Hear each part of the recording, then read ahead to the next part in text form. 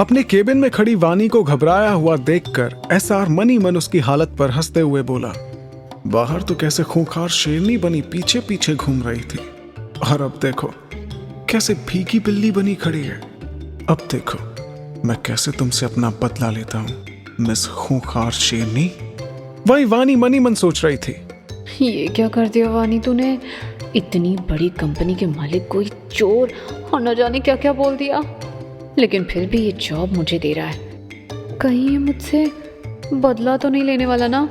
तभी एसआर बोला, मिस वानी तो अभी आप मुझे बाहर क्या क्या बोल रही थी, चोर एंड ऑल। ये सुनकर वानी भोली सी शक्ल बनाते हुए बोली, नहीं सर, वो एक्चुअली मुझे गलतफहमी हो गई थी। मुझे नहीं पता था आप यहाँ के बॉस हैं। I am so sorry, please मुझे माफ कर दीजिए। ये सुनकर एसआर अकड़ते हुए बोला, हाँ हाँ जाओ, माफ किया। तुम भी क्या याद रखोगी, किस दिलवाले से पाला पड़ा था तुम्हारा। जाओ और अपना पेपर वर्क कंप्लीट करो जल्दी से। अब से ये जॉब तुम्हारा है और कल से तुम ज्वाइन कर सकती हो, और उम्मीद है तुम अपना काम अच्छे से करोगी। ये कहते हुए एसआर के चेहरे पर एक इविल स्माइल थी। तभी वानी जल्दी से बोली, नो सर, मैं आपको बिल्कुल शिकायत का मौका नहीं दूंगी। ये सुनकर एसआर वानी की तरफ देखते हुए अपने फ्लर्टी अंदाज में बोला, और मैं भी तुमको बिल्कुल शिकायत का मौका नहीं दूंगा, कंप्लीट सेटिस्फैक्शन। ये सुनकर वानी बोली, हैं? तुमने कुछ कहा? आई मीन आपने? ये सुनकर एसआर अपनी टोन चेंज करते हुए बोला, अब नहीं, कुछ भी तो नहीं, शायद तुम्हें कुछ ज्यादा ही सुनाई देता है। चलो जाओ और अपना पेपर वर्क कंप्लीट करो, मुझे काम में बिल्कुल भी लापरवाही पसंद नहीं है। Okay sir. ये कहते हुए जैसे ही वानी वहां से जाने के लिए मुड़ी, एसआर बड़ी ही अकड़ के साथ वानी से बोला, हे वेट, आई थिंक मेरी कोई अमानत आपके पास है मिस वानी। वानी ने नासमझी के साथ एसआर से कहा। सॉरी, मैं समझी नहीं सर, आप किस अमानत की बात कर रहे हैं? तभी एसआर उसके हाथ में पहने ब्रेसलेट की तरफ इशारा करते हुए बोला, वही जिसे आपने अपना बताकर मुझसे छीन लिया था। उसकी बात सुनकर वानी तुरंत अपने हाथ से ब्रेसलेट निकालते हुए बोली, ओह सॉरी सर, ये लीजिए आपका ब्रेसलेट। मुझे लगा ये मेरा है, मुझसे बहुत बड़ी गलती हो गई अनजाने में। मैंने आपको चिंदी, चोर, कुत्ता, कमीना, घटिया इंसान। बस मुझे पता है तुमसे गलतफहमी हो गई थी, बार बार ये सब बोलने की जरूरत नहीं है। तो बस मेरा वो खानदानी ब्रेसलेट वापस करो। एग्जैक्टली सर, आप कितने अच्छे हैं जो आपने मुझे माफ कर दिया। एसआर तुरंत ही वानी की बात बीच में ही काटते हुए बोला। ये कहते हुए वानी ने तुरंत वो ब्रेसलेट एसआर की तरफ बढ़ा दिया। हालांकि इस वक्त उसका मन बिल्कुल भी वो ब्रेसलेट वापस करने का नहीं था। वो मनी मन बोली, मैं जानती हूँ ये ब्रेसलेट मेरा ही है, बट अभी मैं इस 400 रुपए के ब्रेसलेट के लिए ये जॉब नहीं खो सकती। पर देखना, एक दिन मैं ये ब्रेसलेट वापस लेकर रहूंगी। तुमने कुछ कहा? एसआर ने ब्रेसलेट अपने हाथ में पकड़ते हुए कहा। ये सुनकर वानी जल्दी से बोली, नहीं सर, मैं तो बस ये बोल रही थी कि आप कितने अच्छे हैं। ये तो वक्त ही बताएगा कि मैं कितना अच्छा हूँ। एसआर एक इविल स्माइल देते हुए बोला। वानी उसकी बात सुनकर हैरान होते हुए बोली, जी मैं कुछ समझी नहीं। तभी एसआर हड़बड़ाते हुए बोला, वो मेरे कहने का मतलब था कि वक्त के साथ साथ तुम्हें मेरी और भी अच्छाइयाँ पता चल जाएंगी। यू नो ना कि मैं कैसा इंसान हूँ। वानी तुरंत बड़बड़ाते हुए बोली, इतनी अच्छाइयाँ पता चल गई, वो ही हजम नहीं हो रही। तुमने कुछ कहा? वानी की बात सुनकर एसआर अपनी एक आईब्रो ऊपर उठाते हुए बोला। वानी तुरंत ही बात को संभालते हुए बोली, आई मीन इतने कम टाइम में इतनी सारी अच्छाइयाँ दिख गई आपकी। इतना कुछ होने पर भी आपने मुझे माफ कर दिया, मुझे जॉब पर भी रखा। आप कितने अच्छे हैं और जाने कितनी ही अच्छाइयों से भरे हुए हैं। ये सुनकर एसआर खुश होते हुए बड़ी ही अकड़ के साथ बोला, हाँ ये तो है। वैसे मेरे ख्याल से तुम्हें अपना पेपर वर्क जल्द ही कंप्लीट कर लेना चाहिए, ऐसा मौका शायद तुम्हें दोबारा ना मिले। ये सुनते ही वानी मन ही मन बड़बड़ाई, लेकिन मुझे ऐसा क्यों लग रहा है कि ये जॉब एक्सेप्ट करके मैं जानबूझकर खाई में कूद रही हूँ। तभी एसआर की आवाज उसके कानों में पड़ी, आपने क्या फिर से कुछ कहा? ये सुनकर वानी जबरदस्ती एक स्माइल अपने चेहरे पर लाते हुए बोली, नहीं सर, मैं तो बस पेपर वर्क करने के बारे में ही सोच रही थी। ये कहते हुए वो तुरंत ही पेपर वर्क कंप्लीट करने के लिए एसआर के केबिन से निकल गई। वहीं पीछे खड़े एसआर के चेहरे पर इस वक्त एक शातिर मुस्कान थी। दूसरी तरफ आहान के केबिन में आहान को देखते ही शार्वी पूरी तरह से शॉक्ड हो चुकी थी। हैरानी में उसके मुंह से बस इतना ही निकल पाया, तुम आई मीन आप? उसको यूं शॉकिंग रिएक्शन देते देखकर आहान के चेहरे पर एक हल्की सी स्माइल आ गई। तभी उसके कानों में फिर से शार्वी की आवाज पड़ी, आप मेरा पीछा कर रहे हैं? उसकी बात सुनकर आहान तुरंत ही अपने फेस के एक्सप्रेशन चेंज करते हुए अपनी कोल्ड वॉइस में बोला, शायद आप भूल रही हैं, आप खुद यहाँ इंटरव्यू देने आई हैं, मैं नहीं। तो आपको क्या लगता है कि मैं आपका पीछा कर रहा हूँ या फिर आप मेरा पीछा कर रही हैं? ये कहते हुए आहान ने अपनी बात बीच में ही छोड़ दी। आहान की कोल्ड वॉइस सुनकर शार्वी खुद ही धीरे से बड़बड़ाते हुए बोली, क्या कुछ भी बोल रही है शार्वी? इतनी बड़ी कंपनी का मालिक तेरा पीछा क्यों करेगा? तू खुद ही तो यहाँ आई है जॉब के लिए, अभी अभी तुझे सेलेक्ट किया गया है। कहीं ऐसा ना हो तेरी ये बातें सुनकर अभी रिजेक्ट भी कर दिया जाए। उसको यूं खुद में ही बड़बड़ाते हुए देखकर आहान उसकी तरफ घूरते हुए बोला, आपने कुछ कहा मिस शार्वी? क्या आपको अब भी लगता है कि मैं आपका पीछा कर रहा हूँ? ये कहते हुए आहान उसकी तरफ धीरे धीरे बढ़ने लगा। एक तो पहले ही शार्वी आहान को वहां देखकर शॉक्ड थी, ऊपर से उसके चेहरे के कोल्ड एक्सप्रेशन देखकर शार्वी मन ही मन घबरा गई और अचानक ही उसको हिचकियां शुरू हो गईं। वो हिचकते हुए बोली, नहीं नहीं, वो उसको ऐसे घबराते देख आहान को मन ही मन हंसी आ रही थी। वो मन ही मन बोला, वैसे तो बहुत बोलती हूँ मिस कॉटन कैंडी, जल्दी से चुप होने का नाम नहीं लेती, लेकिन अब मुझे देखकर ऐसे घबरा रही हो जैसे कोई भूत देख लिया हो। लेकिन फिर वो शार्वी के पास आते हुए बोला, वो क्या मिस शार्वी? उसको अपनी तरफ बढ़ता देख शार्वी बिना मुड़े ही अपने कदम पीछे लेते हुए बोली, वो मुझे पता है कि आप मेरा पीछा नहीं कर रहे, ये तो बस एक कोइंसिडेंट है ना? हालांकि आहान अभी तक उसकी हालत देखकर मन ही मन हंस रहा था, लेकिन उसको यूं हिचकियां लेते देख वो तुरंत ही उसके करीब आया और टेबल से पानी का गिलास उठाकर उसको देते हुए बोला, ए रिलैक्स, तुम इतना घबरा क्यों रही हो? पहले पानी पियो आराम से। ये सुनते ही शार्वी ने तुरंत आहान के हाथ से पानी का ग्लास लिया और एक ही बार में खाली कर दिया, लेकिन उसकी हिचकी अभी भी बंद नहीं हुई। तभी आहान उसके और करीब आकर अपनी सॉफ्ट आवाज में बोला, आई वॉन्ट टू किस यू। आहान की बात सुनकर शार्वी के मुंह से बस इतना ही निकल पाया, व्हाट? वो तो उसकी बात सुनकर पूरी तरह शॉक्ड थी और अपनी बड़ी बड़ी आंखों से एकटक आहान की गहरी काली आंखों में देखे जा रही थी। इस वक्त वो दोनों एक दूसरे के बेहद करीब थे, इतने कि दोनों एक दूसरे की सांसों को महसूस कर पा रहे थे। दोनों के दिल तेजी से धड़क रहे थे। तभी आहान उसकी आंखों में देखते हुए बोला, घबराइए मत, आपकी हिचकियां बंद हो चुकी हैं मिस शार्वी। लेकिन शार्वी तो अभी भी आहान के चेहरे में ही खोई हुई थी। आहान को अपने इतने करीब देखकर अचानक ही शार्वी को उस रात की याद आ गई जब वो ऐसे ही किसी अजनबी के करीब थी और उसे किस कर रही थी, और शार्वी की नजरों के सामने उस रात की वही कुछ धुंधली तस्वीरें चलने लगी। उसे ऐसा लगने लगा मानो उसके सामने खड़ा वो शख्स वही है जो उस रात उसके साथ था, जिसे वो किस कर रही थी, जो उसके बेहद करीब था। अपने इन्हीं ख्यालों में खोई हुई शार्वी का हाथ बेख्याली में ही आहान के चेहरे की तरफ बढ़ने लगा, मानो वो उसे छूकर महसूस करना चाहती हो कि हाँ, ये वही शख्स है या नहीं।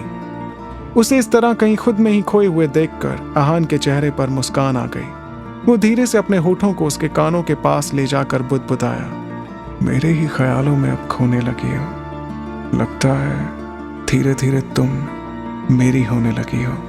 जैसे ही आहान की गर्म सांसें शार्वी को अपने कानों पर महसूस हुई, वो तुरंत ही होश में आई और हड़बड़ाते हुए बोली, ये आप क्या कर रहे हैं?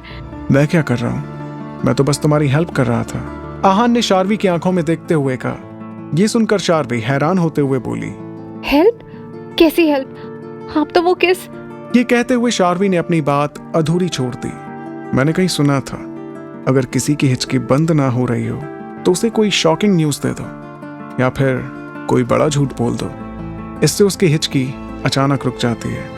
आपको इस हालत में देखा तो सोचा क्यों ना आप पर ही ट्राई किया जाए, एंड स्ट्रेंज, ये वर्क भी करता है। देखिए, आपकी हिचकियां बंद हो चुकी हैं मिस शार्वी, आहान ने हल्के से मुस्कुराते हुए कहा। उसकी ये बात सुनकर शार्वी ने गौर किया कि वाकई में उसकी हिचकी बंद हो चुकी थी, लेकिन फिर वो कुछ याद करते हुए बोली, बट वो किस? ये कहकर वो चुप हो गई। वो आहान से पूछना तो चाहती थी कि क्या वो उस रात उसे ही किस कर रही थी, बट शर्म के कारण वो कुछ पूछ नहीं पाई और उसके बाकी के शब्द उसके मुंह में ही अटक गए। आहान जानता था कि इस वक्त वो क्या सोच रही है, लेकिन उसने उसे ये जाहिर नहीं होने दिया और एक सार्कास्टिक स्माइल देते हुए बोला, मैंने तो आपसे बस यूं ही बोला था, लेकिन आपको देखकर लगता है आपने इसे सीरियसली ले लिया है। क्या आप वाकई में मुझे किस करना चाहते हैं? अगर ऐसा है तो। ये कहते कहते आहान ने फिर से उसकी तरफ अपने कदम बढ़ा दिए। ये देखकर शार्वी डर के मारे तुरंत ही पीछे हटते हुए घबराई सी टेबल से जा लगी और उसने अपने दोनों हाथों से अपने होठों को कवर करते हुए जोर से नामे गर्दन हिला दी। ये देखकर आहान को हंसी आ गई, लेकिन फिर भी वो उसकी तरफ आते हुए बोला, कोई बात नहीं, अगर आप किस नहीं करना चाहते तो हम कुछ और कर सकते हैं। ये कहते हुए वो शार्वी के पास आकर आगे की तरफ झुकने लगा। ये देखकर तो शार्वी की सांसें ही अटक गईं। वो हड़बड़ाते हुए बोली, ये आप क्या कर रहे हैं? लेकिन तभी उसने देखा कि आहान ने साइड में झुककर उसके पीछे टेबल पर पड़ी एक फाइल उठाई और वापस पीछे होते हुए बोला, कॉन्ट्रैक्ट साइन। आपको ज्वाइनिंग से पहले ये कॉन्ट्रैक्ट साइन करना होगा। इसमें हमारी कंपनी की सारी टर्म एंड कंडीशंस लिखी हुई हैं। आप अच्छे से चेक करके इन्हें साइन कीजिए। वैसे आपने क्या सोचा था मिस शार्वी? शार्वी तो आहान को अपने इतने करीब देखकर ही हड़बड़ा रही थी और उस टाइम ना जाने उसके मन में क्या क्या ख्याल आ रहे थे। लेकिन जैसे उसने आहान की बातें सुनी तो तुरंत ही वो अपने ख्यालों से बाहर आई और अपनी झेप मिटाने के लिए जल्दी से उसके हाथ से फाइल लेकर बोली, मैं अभी एक कॉन्ट्रैक्ट साइन कर देती हूँ। ये कहकर वो तुरंत ही उस फाइल पर साइन करने लगी। उसको ऐसे जल्दबाजी करते देख आहान सीरियस एक्सप्रेशन के साथ बोला, आप आराम से इसे पढ़कर भी साइन कर सकते हैं। इसके मुताबिक आप 6 मंथ तक ना तो ये जॉब छोड़ सकते हैं ना ही शादी कर सकते हैं, क्योंकि अगले 6 महीने हमारी कंपनी के लिए बहुत इंपॉर्टेंट होने वाले हैं और मैं चाहता हूं कि आप पूरी तरह से अपने काम पर फोकस करें। और अगर इन केस आप ऐसा नहीं करते हैं तो आपको कंपनसेशन के तौर पर एक बड़ा अमाउंट कंपनी को देना होगा। जैसे ही शार्वी ने यह सुना, पेपर पर साइन करते करते शार्वी के हाथ अचानक ही बीच में रुक गए और ये देखकर आहान के माथे पर हल्की सी सलवटें पड़ गईं।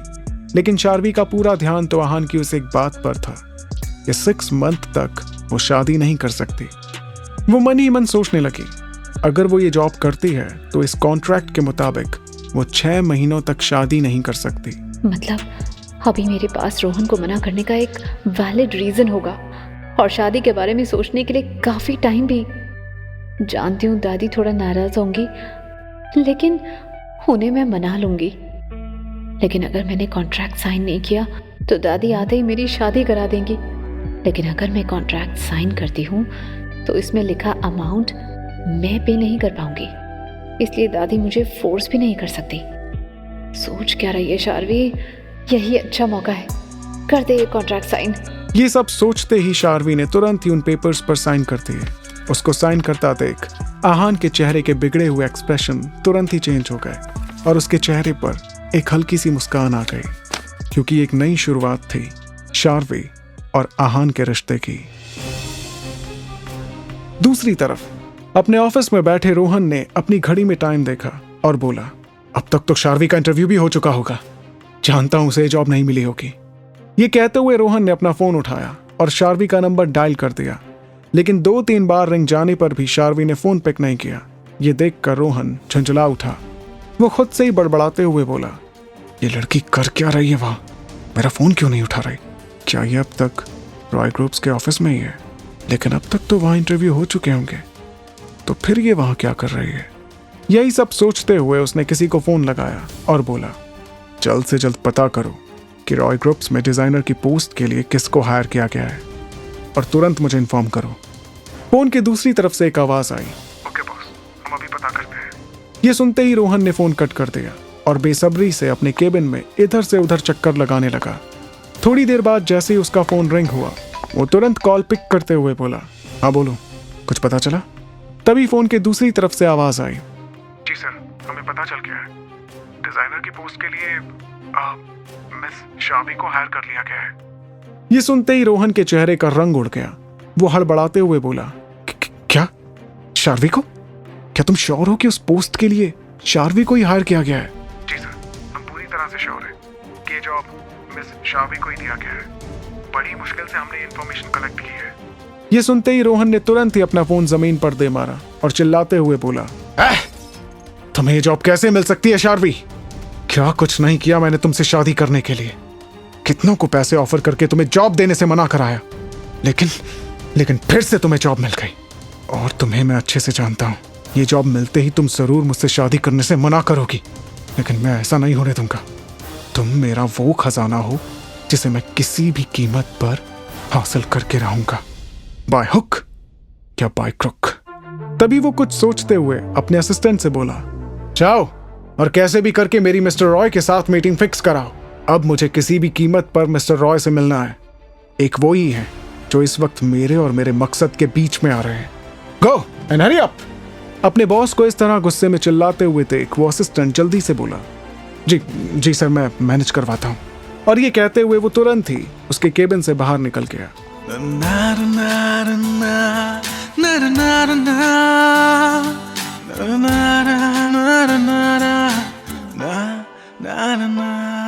एहसास तेरा हर पल साथ है, अब तू ही जिंदगी है, तू जान है।